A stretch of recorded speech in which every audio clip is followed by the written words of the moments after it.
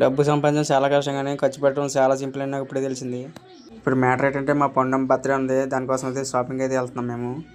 నాలాగా ఇంకా ఎంతమంది పందుపులతో కడుతారో కామెంట్ చేయండి. షాపింగ్ వెళ్దామని చెప్పి మా పొండమ్మ నేను తొందరగా స్నానం చేసి బండి అయితే ఎక్కేసాం. చూడండి ఎలా కూర్చుందో.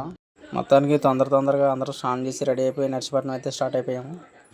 వెళ్తుంది కదా శ్రీ సత్య షాప్ దగ్గర అయితే ఆగాము. మేము కొత్తగా షాప్ ఓపెన్ చేసిన కానీ మేము ఒకసారి కూడా వెళ్ళలేదు. ఇదే ఫస్ట్ టైం వెళ్తున్నాం. లోపలికి వెళ్ళానే మా పొండమ్మకి అయితే డ్రెస్ అయితే చూసాం. తర్వాత అయితే మా పొండమ్మ అయితే కిందనైతే ఆడుకుంటా అనేది కానీ మీదకి ఎత్తుకుంటా అంటే వచ్చేది కాదు. చూడండి ఎలా కూర్చుందో. పిల్లలు ఆ విధంగా సరదాగా ఆడుకుంటే మనకు కూడా ఎంతో సరదా అనిపిస్తుంది. ఇక అందరికీ తెలిసిన విషయం కదా, ఆడలతో షాపింగ్ అంటే ఎలా ఉంటుందో మీకు అందరికీ తెలుసు కదా. అప్పుడప్పుడే తెలియవరం కాదని చెప్పి నేను షాప్ మొత్తం వీడియో అయితే తీసుకున్నాను.